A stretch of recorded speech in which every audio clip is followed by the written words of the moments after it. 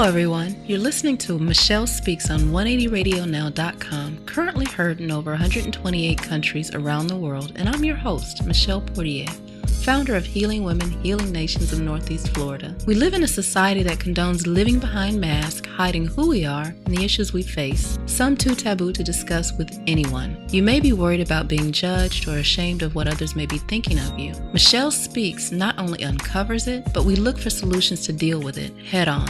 Stay tuned as we get to the heart of the matter, because if you hide it, you can't heal it.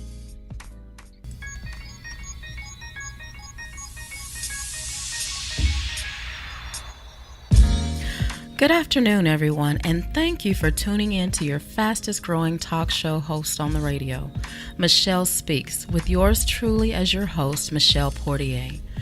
You know that on this show, no topic is taboo, so we pull the covers off of everything that is hindering you from healing and growing, because if you hide it, you can't heal it. On today's episode, we are continuing the series talking about military sexual trauma. And this is very near and dear to my heart because as a survivor, I believe it's something that is being inadequately addressed. Of the 125,729 veterans who received Veterans Health Administration primary care or mental health services, 15.1% of the women and 7% of the men reported military sexual trauma when screened. Military sexual trauma was associated with increased odds of a mental disorder diagnosis, including post-traumatic stress disorder, other anxiety disorders, depression, and substance use disorders. Sexual trauma is an important post-deployment mental health issue in this population. The devastating effects of military sexual trauma runs the gamut from mental health challenges to financial instability, to broken relationships and the inability to sustain employment, just to name a few.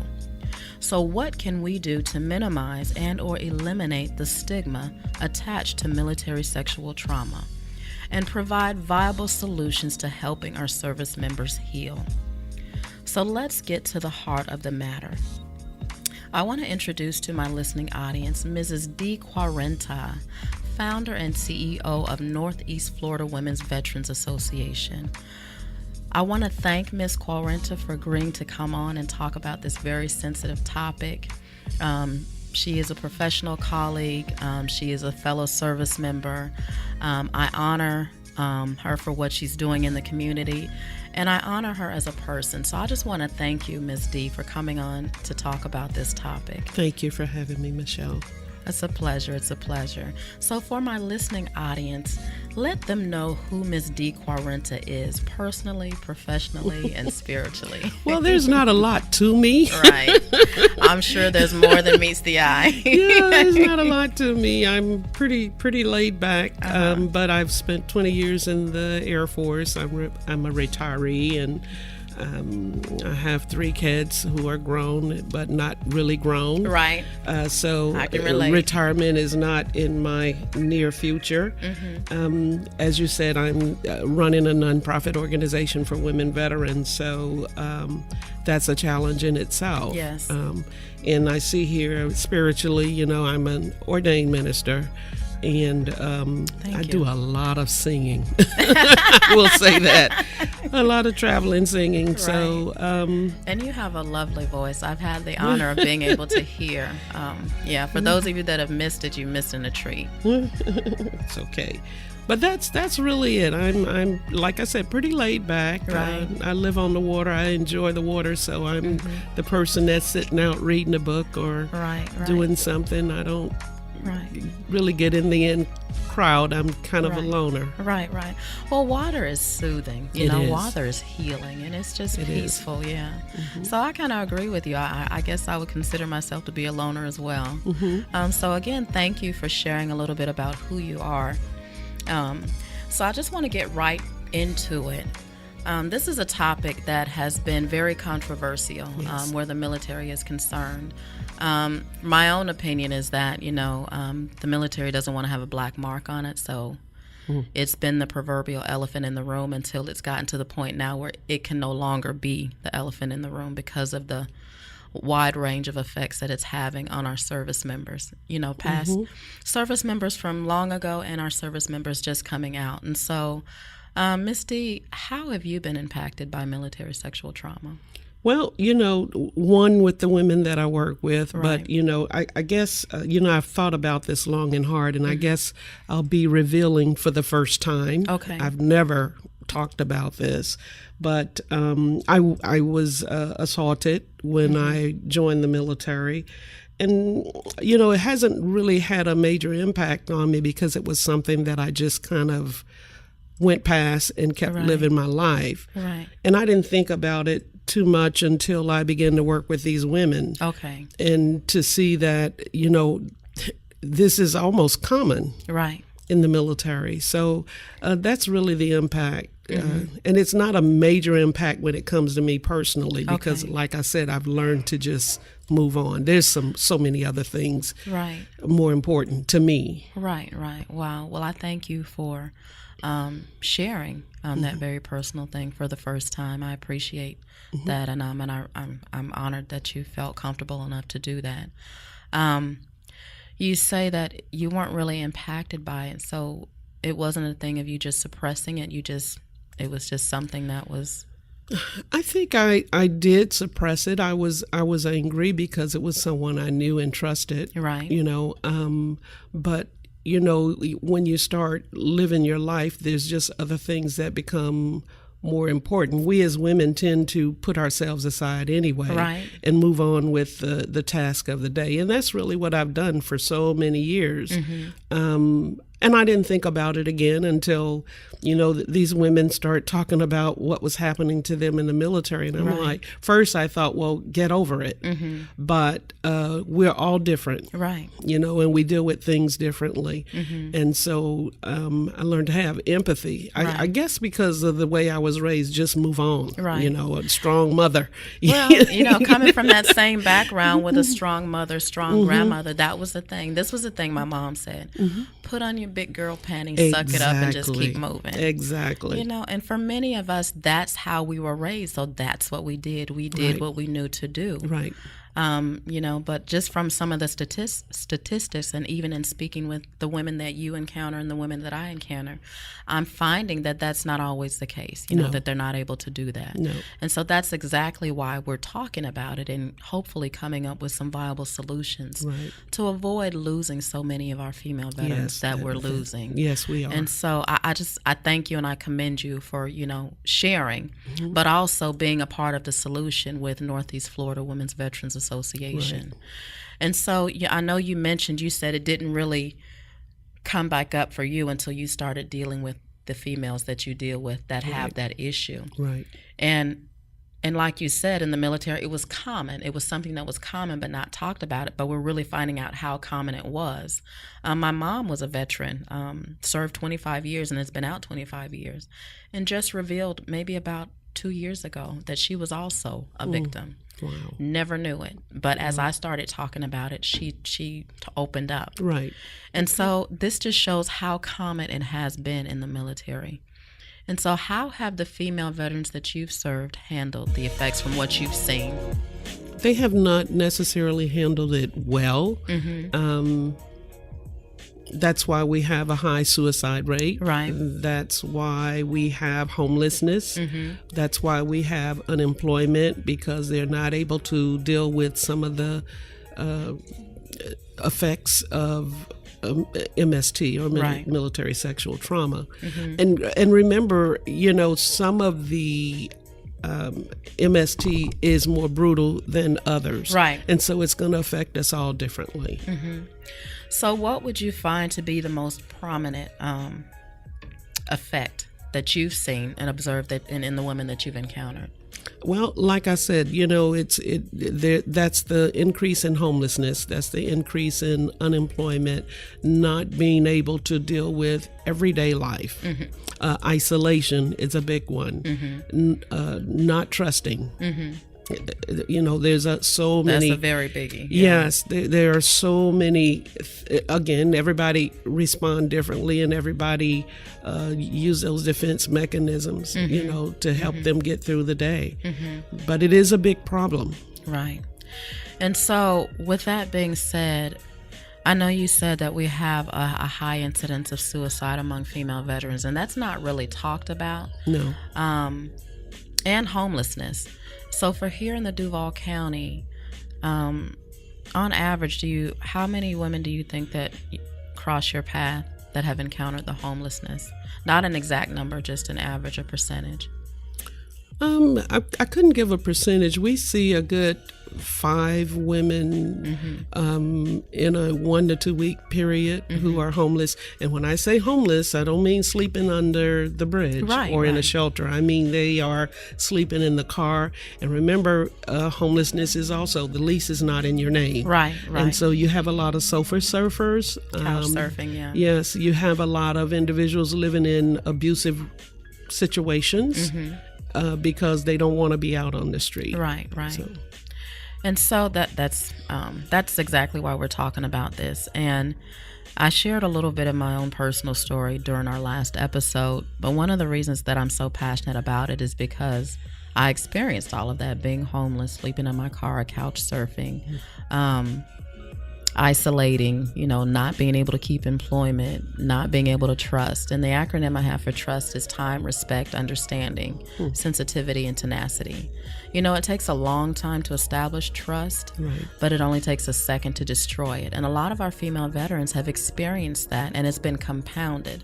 The lack of trust from the service that they gave, their life for, when those that were brave enough to come forward and try to report it, and were not supported, and then getting out and being diagnosed with PTSD, and when they ask you why and you tell them, everybody just gets silent.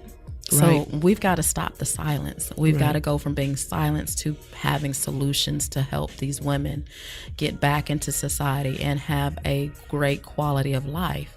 And so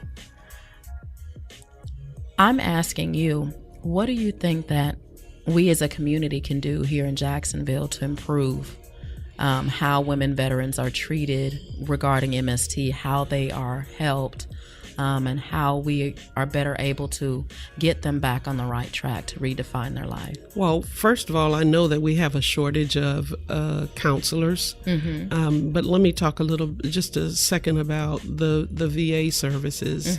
Some of the women encounter questions about why you wait so long, those kinds of things.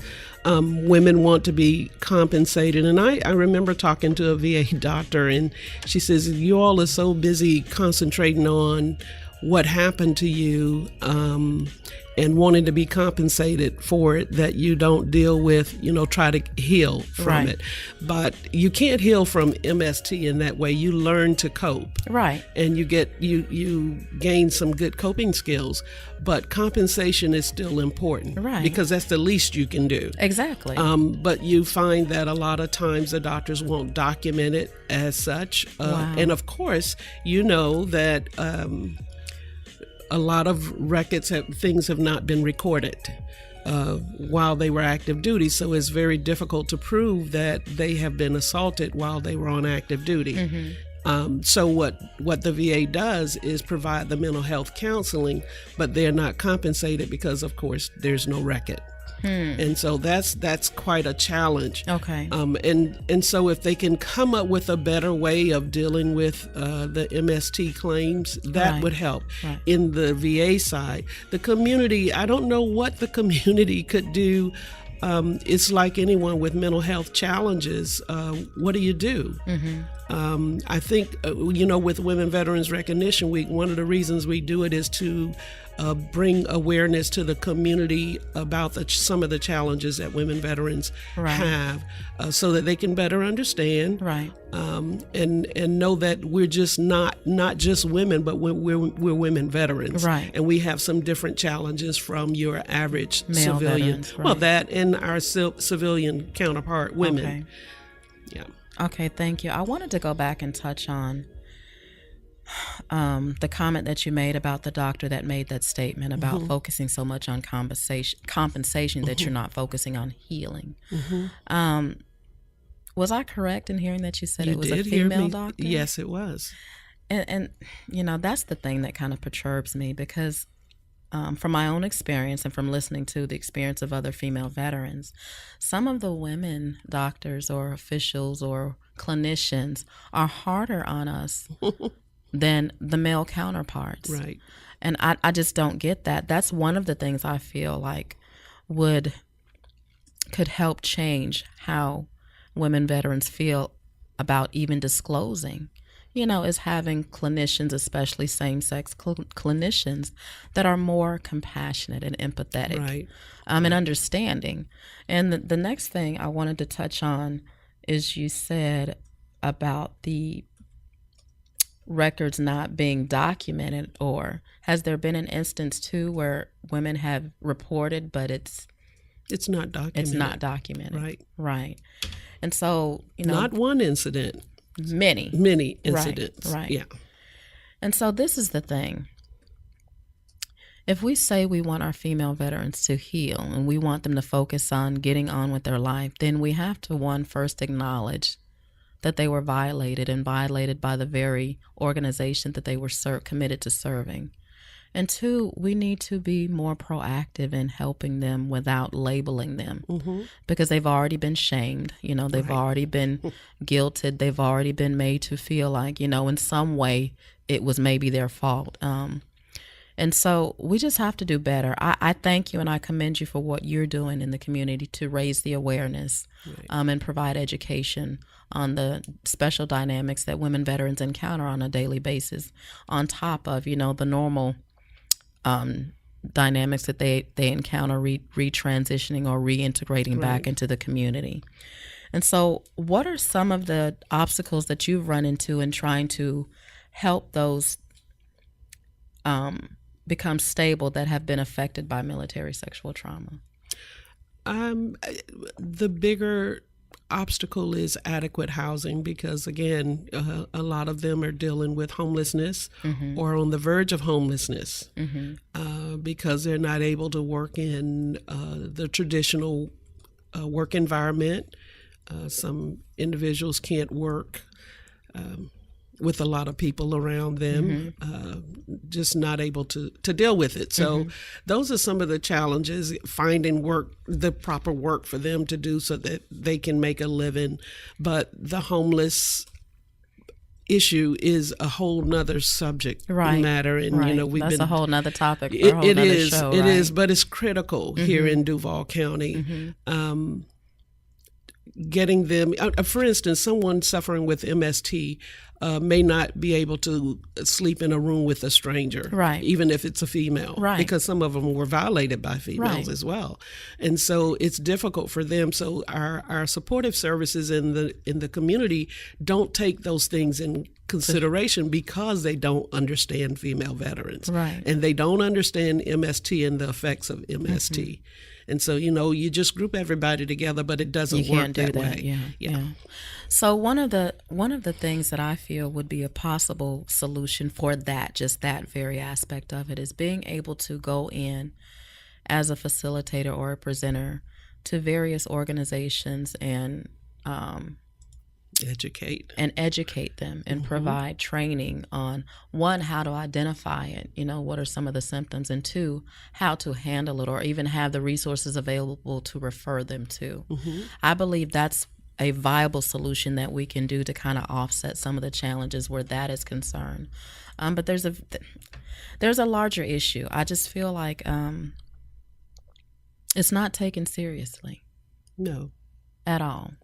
By our city officials, and I'm probably stepping on some toes, but I will do that, because we need to have a voice. We need to have a voice that is loud, that has a resonating message, and that truly cares about, our veterans, and especially our female veterans, how they're faring after their military service, because they've sacrificed their lives for their countries, sacrificed, their family time, and they were violated in the most horrific way. Right. And now they're just being swept aside. Like, you served your country, you did your time, now handle it on your own.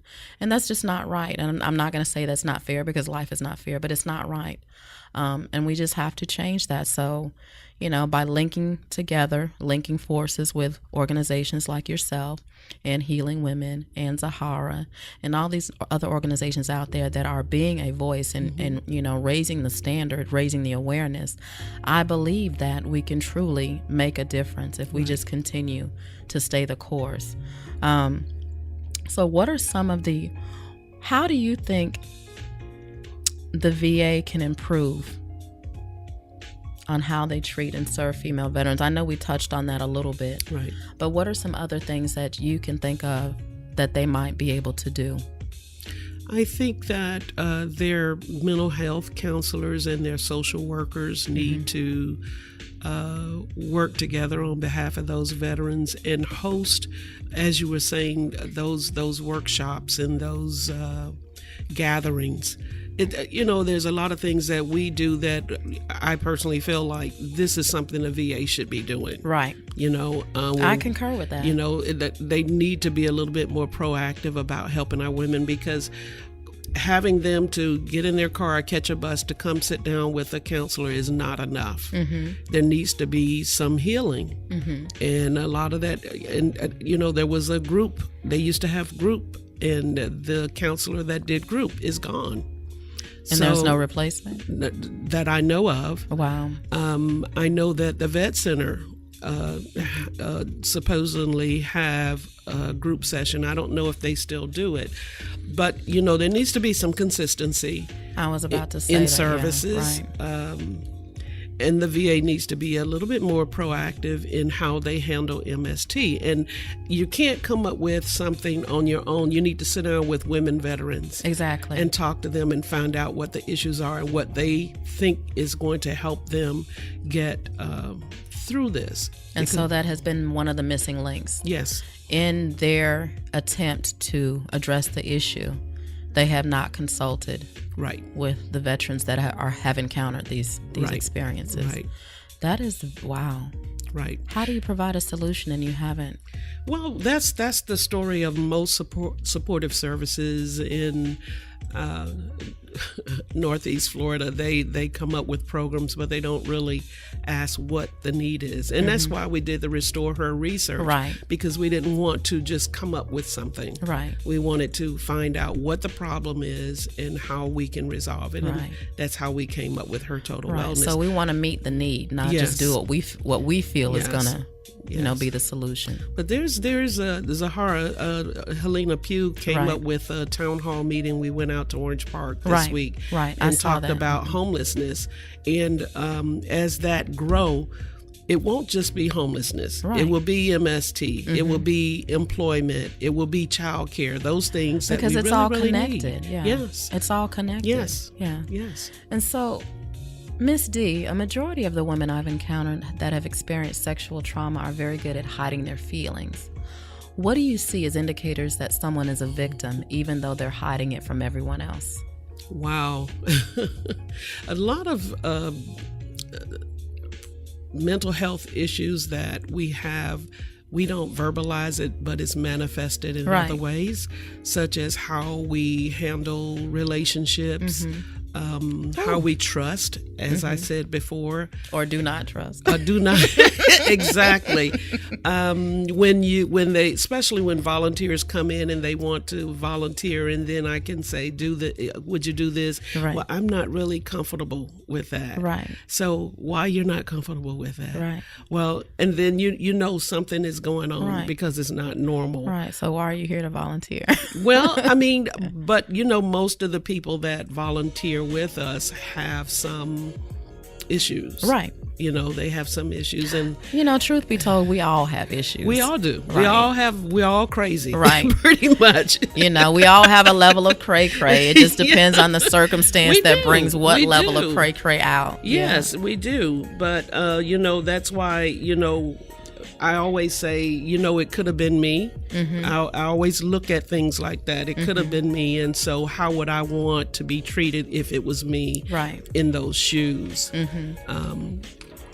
But, you know, just knowing they usually come in the office and close the door and say, I need to talk to you. Right. Not too many of them will come around me and not say anything. Right. Yeah. Well, that, you know, they've developed that.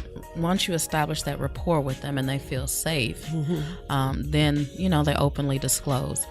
You know, so I'm glad that your organization is there to meet that need. Yeah. So how do you deal with it at times? Because I'm pretty sure that at times it can become overwhelming. So how do you find that balance? That's an understatement. I have to pray a lot. Okay.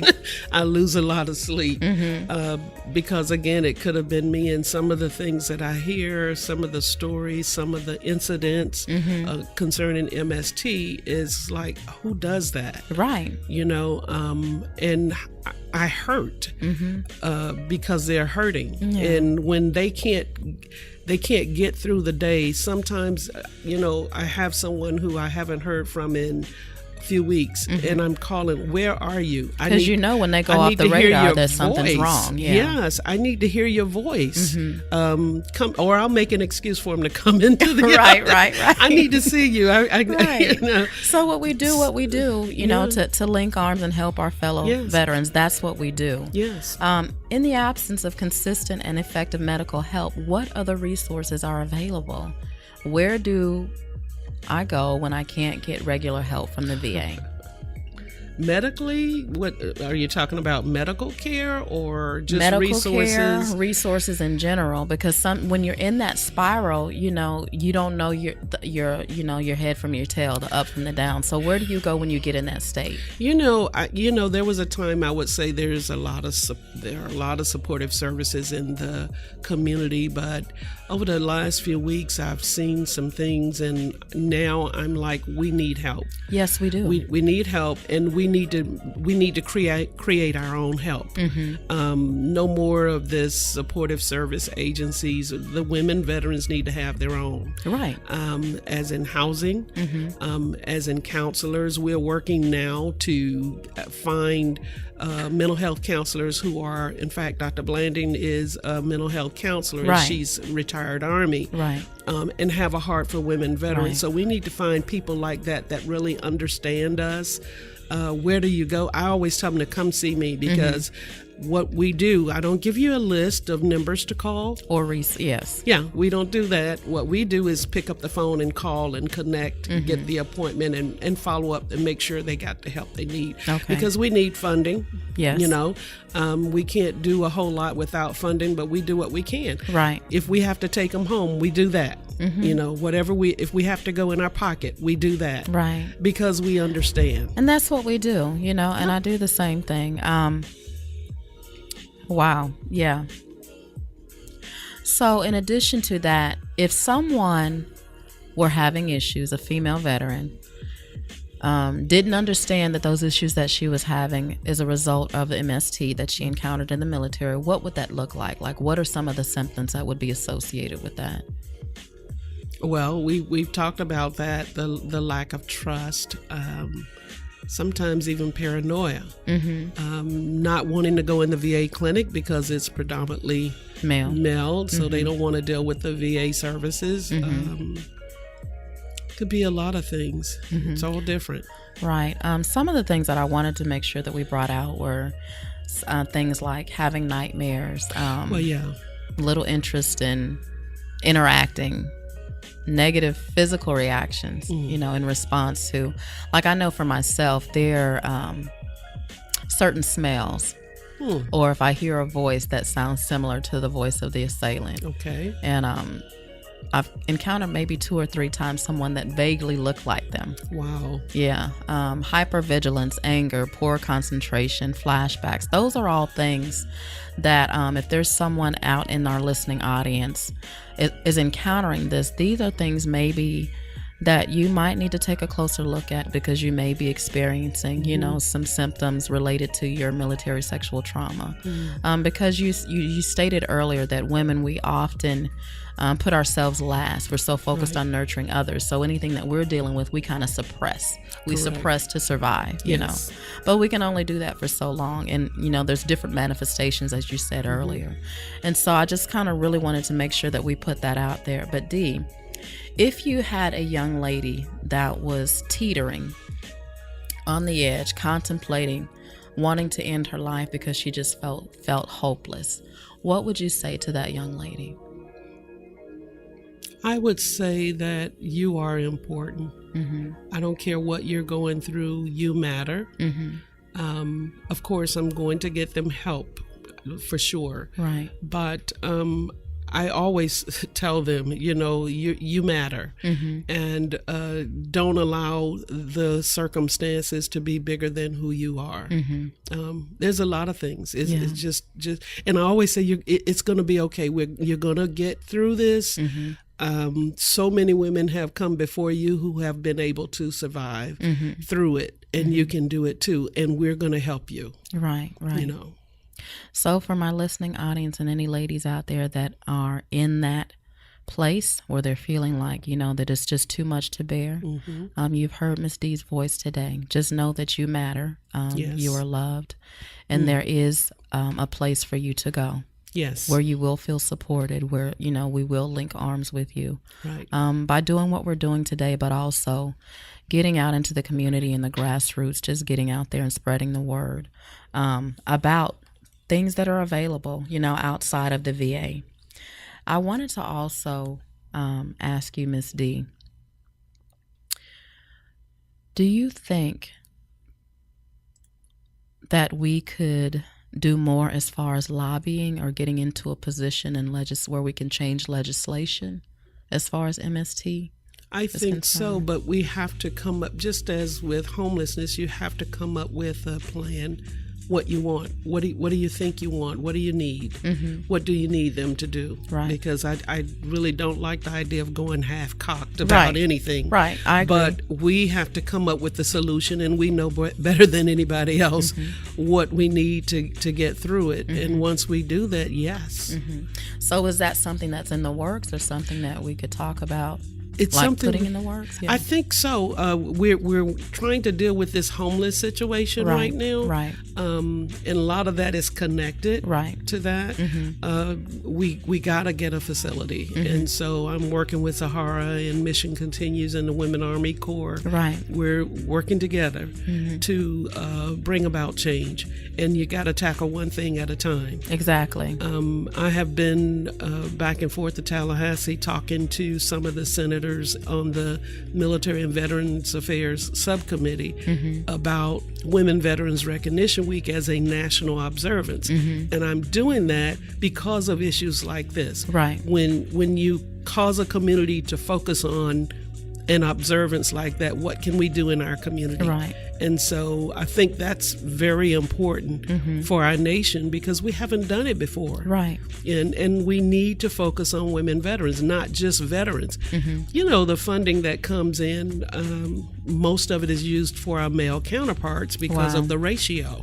So I don't blame anybody, but I still say women veterans serve too. Right. And even if you have to block out a corner or a few dollars for the women, you do that. Right. We deserve it. We do. We serve too. Right. Yes.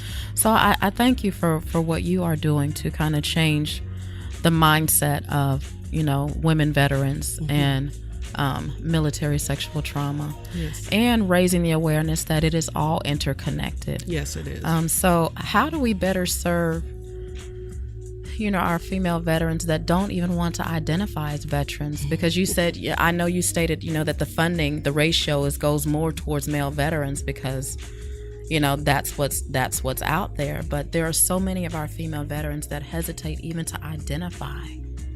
Well, when you gave the statistics at the beginning, anytime I hear statistics, I'm going, that's not true. Right. It's higher. Right. Because they are not self-identifying. And all we can do is work with them one at a time. I've met women who did not self-identify. And, maybe in a conversation or something, they go, well, I was in the Army or I was in the Navy or whatever. Well, why aren't you telling? In fact, there was an incident with a lady that came to our office. I didn't even know she had served in the military, and I've known her for a long time. Wow. And so I saw her on Facebook saying she was Miss Senior Jacksonville or something like that, and she was this, I'm a mother. And so I inboxed her. I said, you left something out? You're a veteran. She said, oh yeah, I'm going to. She went back and changed it and said, I'm a veteran, which is the first time she publicized it. Wow. And so we have to talk to them, show them that it's okay to say that I'm a veteran. And what I've noticed too is that even when some identify, it's not with pride. It's like with shame. They kind of bow their head or slump their shoulders. And I just wonder, how much of that mindset is because of what they've encountered. I guarantee you it's a high percentage of that. And what can you do other than just saying you're important? When we do Women Veteran Recognition Week, it's also to instill pride in those women who have served and let them know that what they've done is just as contributing to our country as the work that our men and I don't bash the men because but equally we've been in combat, and we've done everything, and all the career fields even open now for women, so it's going to be even playing. But the problem is when we get out, it's almost like how the Vietnam era vets were treated when they came home. Right. And if that's how they were treated, the men, think about the women who came out of during the Vietnam era. And so for my listening audience that might not be aware or familiar with how the Vietnam era war vets were treated, can you kind of expound on that a little bit? Well, they, because of the way we view Vietnam itself, that many thought that it was unnecessary. So it wasn't a ticker tape parade when those veterans were coming home. They weren't getting the proper health care. Certainly all the benefits that they were entitled to or they didn't receive. And so they became bitter and just kind of, that's why we find a lot of Vietnam era veterans homeless. They don't want to have anything to do with the VA, many of them. Right. And so our women... I find that to be the case, too, with some of our women, especially those that have encountered that. Yes. So how do you feel that female veterans of sexual trauma find that prosecution of the perpetrator is just as important in the healing process? Well, so we have a problem here. Right. Because, and I just had this conversation a few days ago because, UPCS to different bases, and a lot of times you can't even locate that person anymore. So in a female veteran's mind, they're thinking, well, I don't even know where to start to find that person. Yes, I think that, prosecution would... vindicate, maybe. It doesn't remove the hurt. No, it doesn't. But just as in our civilian courts, you want someone to do something about it. You want justice. You want justice. But we know that in the military, it's a whole different animal, and so it's not handled properly. I did a radio interview with a station in Arizona. And they compared this to when this issue came up with Bill Cosby. And he said, so what's the difference? I say, well, the difference is in the civilian world, if this happens to you, you can immediately get action. Right. You can change jobs.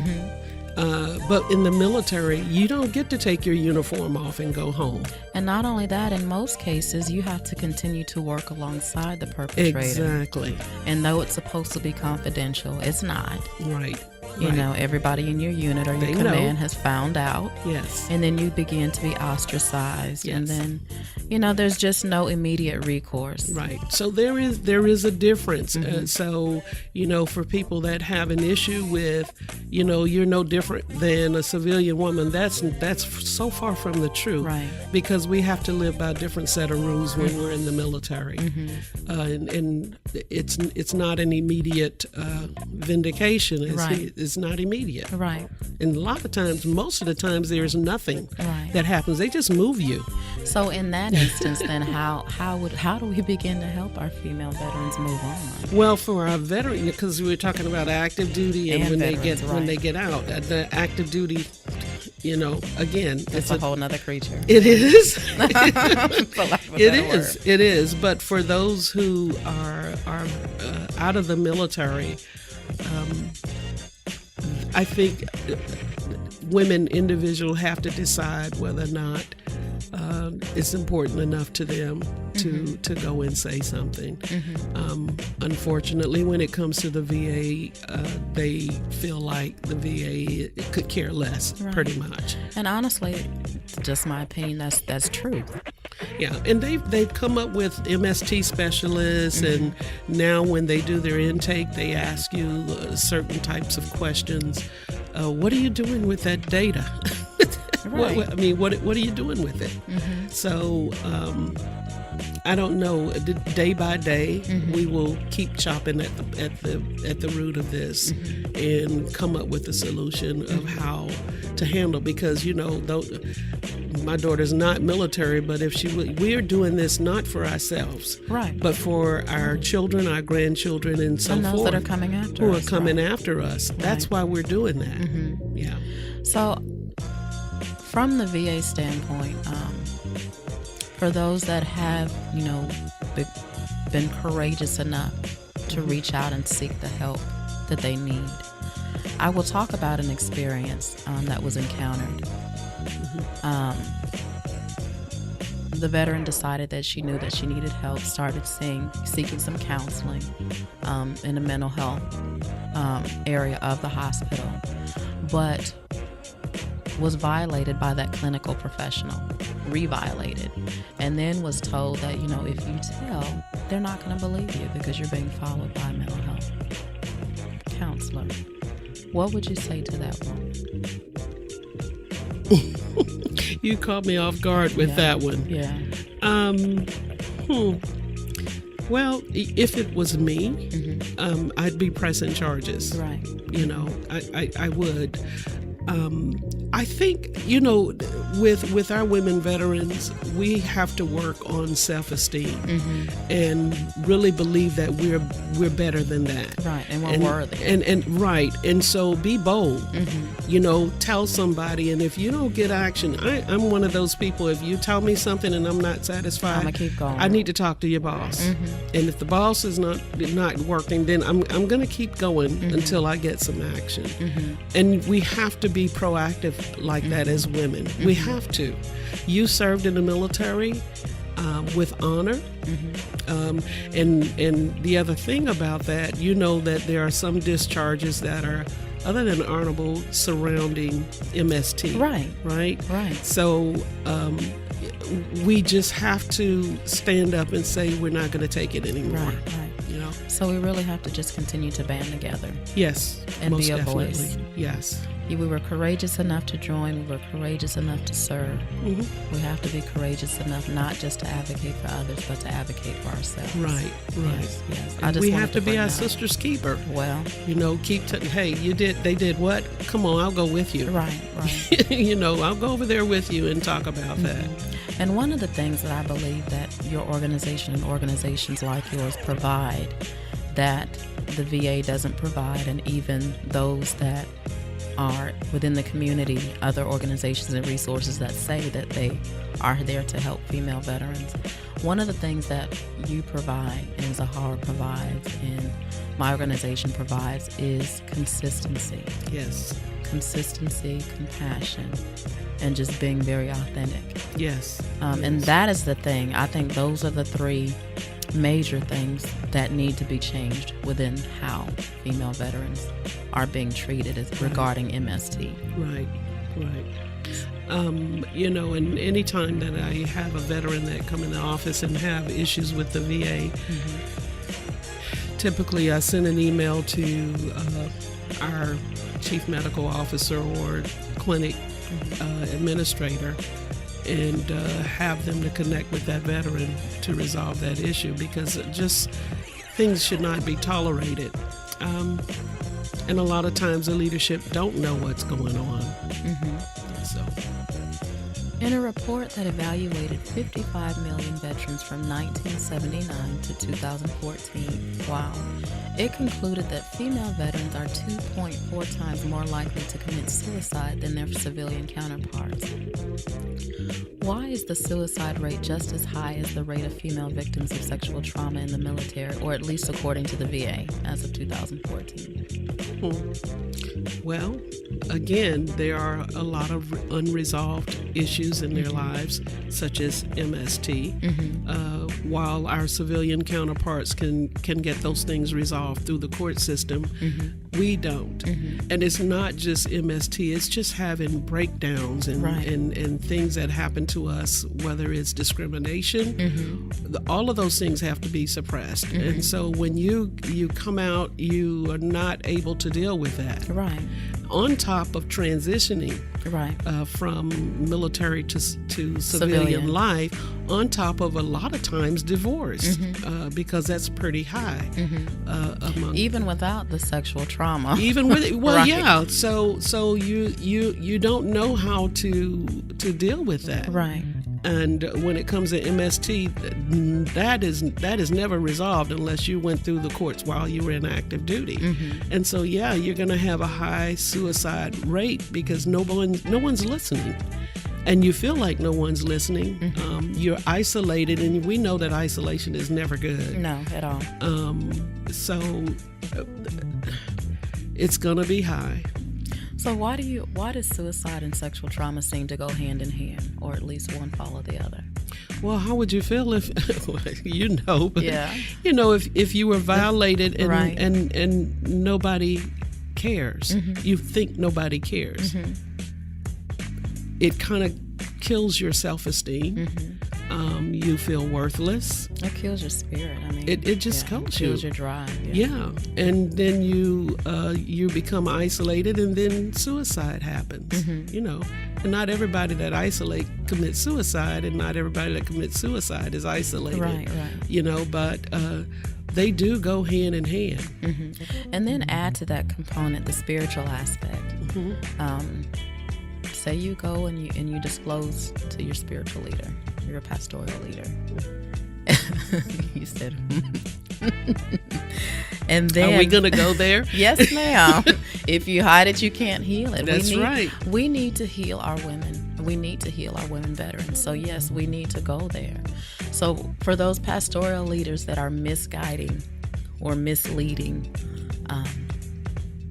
our female veterans that come to them and disclose, what would you say to them? Someone is going to give an account. Ooh. Yeah. So someone's going to have to give an account. That is the place where you supposed to feel comfortable and safe and able to share anything and get some guidance. And when that's violated, there's an accountability. I don't want to get into those pastors, because that's a whole nother subject too. Right, that's another episode. Yeah, it is. Yeah, it is. But there was an incident recently where we had a homeless veteran. Well, actually, it was Zahara had a veteran who was homeless and in trouble, and someone sitting next to her in a waiting room, instead of trying to help her, was hitting on her. And today I find out it's a mental health counselor. And so, those kinds of things in our city should not be tolerated. With the clinicians, with the pastors, with anybody. It should not be happening. When you already have a person who's depressed, who's homeless, who's possibly suicidal, and add to that, you're going to add to that and ask someone for a date. Really? So there's a lot of dysfunction, as I call it, in our system. There are a lot of funding in our city that's unaccounted for. No one knows what's happening to all of these veteran dollars. There's so much that could be done in our city when it comes to our veterans, especially our women veterans. And a lot of these veteran-friendly organizations are not really veteran-friendly. They're not veteran-friendly. And they're not really providing the services that they say they provide. You know, the VA pays for a bed and all, you know, the bigger thing is that the beds stay full so someone can get paid. And we have to put a stop to it. Okay. So what I would like you to do, Ms. D, is to paint a clear picture of what a female veteran goes through mentally and physically after a sexual assault. And this is for those that can't seem to understand or fathom why she may be going through the things that she's going through or experiencing the things that she's going through. Well, I think we have talked about that quite a bit. Of course, you went through a list of things that happens when you are sexually assaulted. Again, feeling worthless. Why did this happen to me? Maybe I'm not worthy. Maybe feeling like you're damaged goods. Yes. Yeah. That's a good word. Yeah. Damaged goods. 2 words, rather. Yeah. But damaged goods, and nobody is going to want me now. Yeah. You know, and I've experienced that. Yeah. No one's going to want me, especially if they find out this has happened. Exactly. And then in that, because now we're talking about in relationships, not trusting, being apprehensive with a mate or a partner, and that becoming dysfunctional because of the things. Right. And then when do you disclose to a potential mate? Oh my goodness. Well, or if I disclose this, am I going to lose this potential mate? Right. Fear, you know, it's damage. And trying to figure out how to weave through all of this stuff is very, very difficult. Right. And a lot of times if they're not married, they just don't, you know, because of that. They may have kids, right, but they don't. So it's a sad picture for those women. And again, we have to chop at the root, deal with them one-on-one to continue to speak life into them and show them, you know, look in the mirror, look at you, you're beautiful. And you just can't become a victim of your circumstances. Right. You just can't let that. And I know that sounds kind of harsh, but I just want to add this piece. There is an inner resiliency in women in general that is on the inside of each and every one of us. And sometimes because we've been so mercilessly torn down and beaten, we cannot reconnect with that. But as we continue to link arms with other women that have encountered that, I believe that reignites that inner resiliency that we all innately have. So I would implore, you know, anyone in my listening audience, especially if you're in the local Jacksonville, Florida area, to reach out to Ms. D. Quarenta, reach out to Ms. Helena Pugh at Zahara. Okay, reach out to myself at Healing Women, Healing Nations or Northeast Florida Women's Veterans Association. Mrs. D, you know, at the end of the show, she's going to give you contact information on how you can reach out to her if you want to continue the conversation. But I just want to implore for that woman that is feeling like she's alone and isolated, and I used to be this strong, courageous, you know, woman, self-assured, put together, and now I just feel like, you know, I can't even take another step. Take that next step. Pick up the phone, reach out to Ms. D, reach out to Ms. Helena, reach out to myself, because as Ms. D said, we are our sister's keeper. We are here to help you come up out of that slump. We are here to walk you through the process, linking arms to help you get back to being that vibrant woman that you once were. I just really felt the need to say that. I wanted to ask you, Ms. D, what has been or is the secret to your success and stability? I don't consider myself as being successful at all. Successful means different things to different people. It's not monetarily. I mean, it's, spiritually. I don't view myself like that at all. And very humble. And I will take that to the grave. For every veteran that we help or I help, there's 10 to 20 more out there that need help. Right. And so the work is never done. I don't see it as successful. I see it as a work in progress, that we have to keep doing the work. We have to. And of course, we're going to continue to do the work, but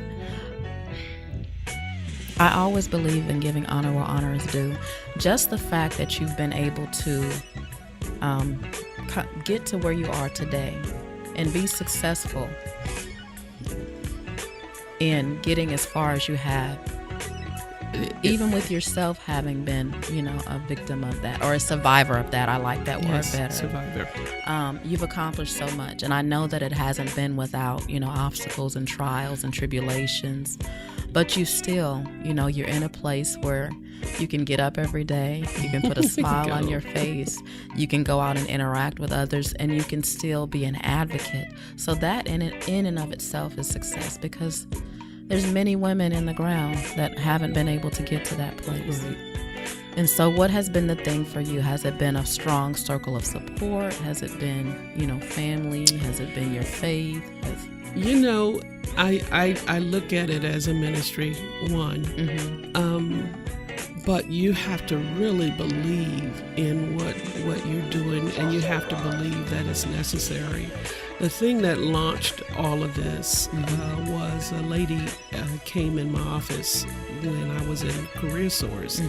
And I had seen many women. They always sent the women veterans to me. Right. But this particular lady came in and she said, I gotta get a job. And it was desperate. Right. And I said, why do you have to get a job? What's the rush? Well, I gotta get it right now because I gotta do something different. What's going on? I'm sleeping on this sofa. This man is hitting on me, and I just gotta do something. Right.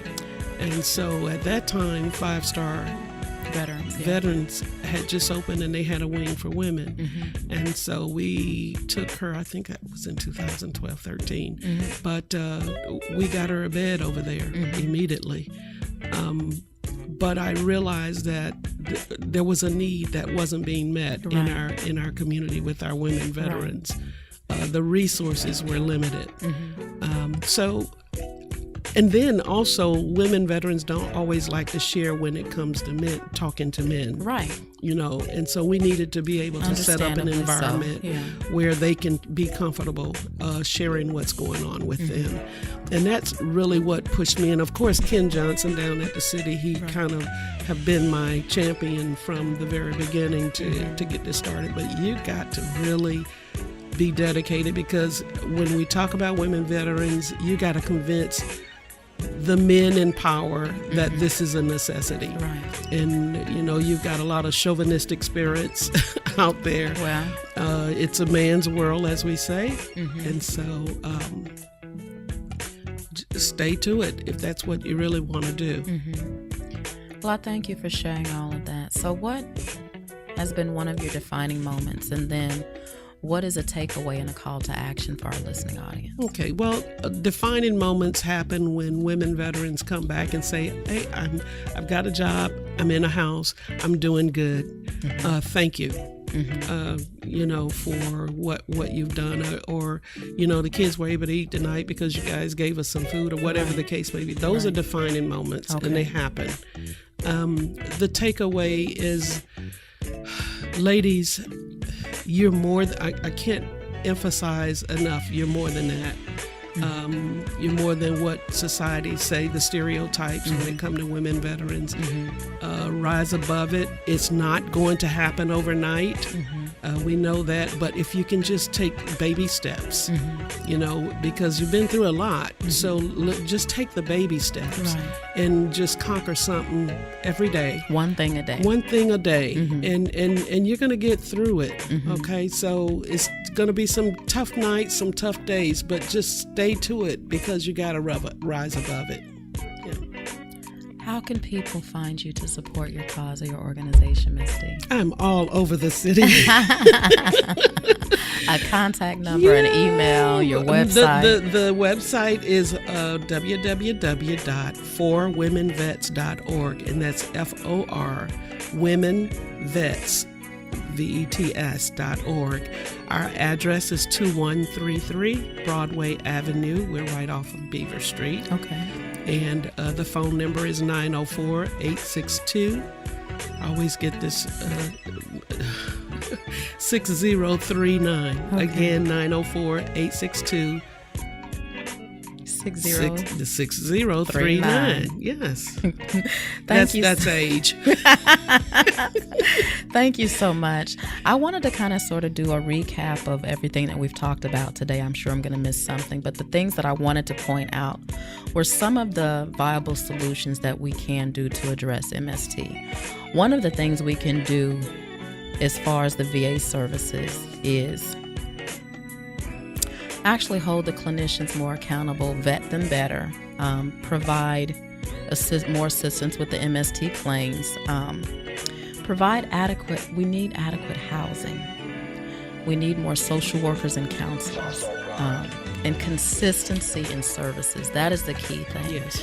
Everything that we do for our female veterans, especially surrounding military sexual trauma, consistency is what we need, because inconsistency has been all that these women have encountered. So if you really want to help a female veteran that has battled with MST, be consistent in whatever you do. If you say you're going to do something, do it. If you say you're going to be there, be there. So I want to thank you again, Ms. D, for coming on and talking about it and sharing. Final thoughts for those ladies out there that have encountered, that are listening. Ms. D is a survivor. She's been through some things, but look at where she is today. I am a survivor.